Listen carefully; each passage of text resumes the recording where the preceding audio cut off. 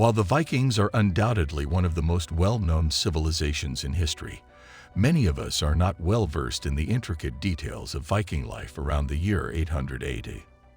Surprisingly, recent research has uncovered a host of evidence that challenges common misconceptions about these people, revealing some surprisingly modern aspects of their society. Contrary to popular belief, the term Viking was not how they referred to themselves in Old Norse. Instead, Viking meant a pirate or a trader. The Scandinavians would use the phrase going Viking when describing their raiding activities. Over time, however, the word evolved into a noun that we now associate with these seafaring warriors. Another widespread misconception is the notion that Vikings wore horned helmets. This misconception likely originated from 19th century paintings that depicted Vikings with horned headgear, based on biased descriptions from Northern Europeans. In reality, these warriors did not sport such extravagant headpieces. Vikings had some unique practices when it came to survival and everyday life. They would boil a fungus called fomes ferris in human urine for several days, turning it into a felt-like material that could be used to spark fires. This method might have been effective, but the resulting fire probably didn't smell very pleasant. Viking society placed great importance on physical strength and self-sufficiency, with a tendency to abandon children born with physical disabilities.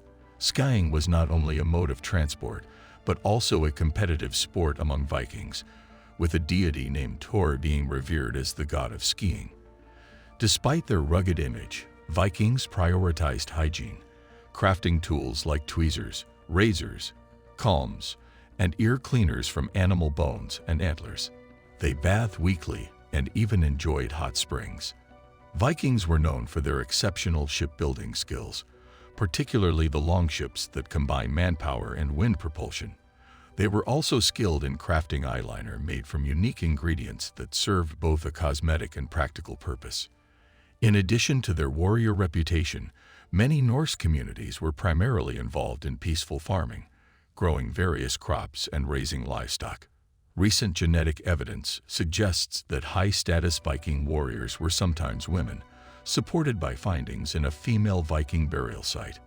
Swords were symbols of wealth among Vikings, and some warriors known as berserkers fought in an intense, drug and alcohol-induced frenzy, wearing animal pelts into battle.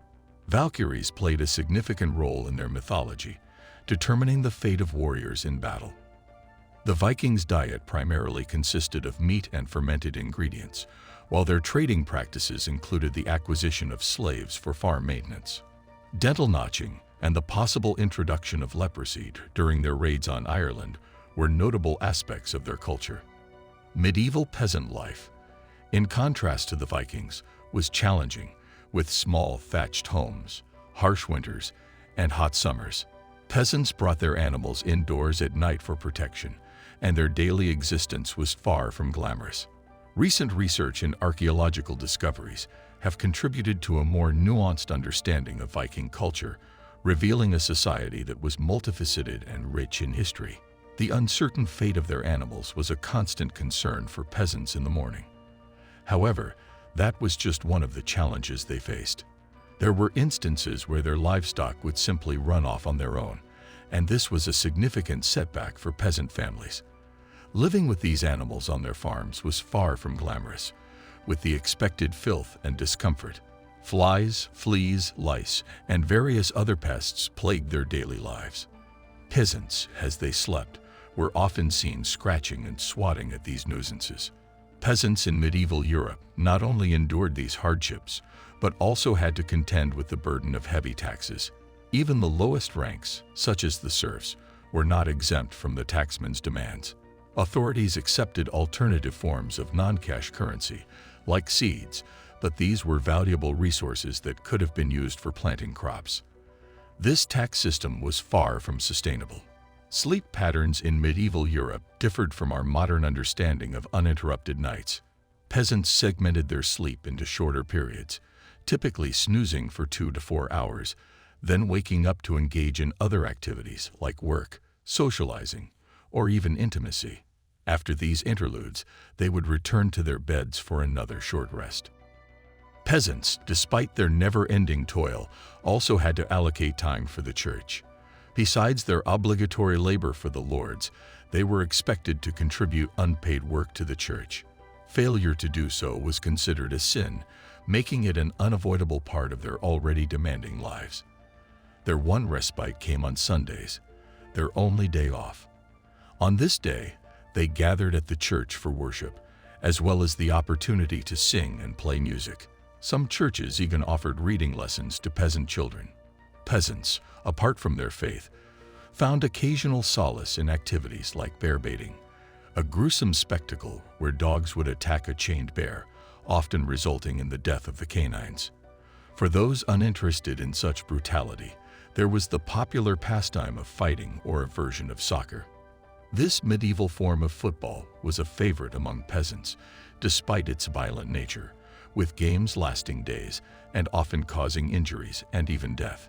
It became such a problem that King Edward II made playing soccer a punishable offense in 1363. Medieval peasant life had both hardships and occasional respite.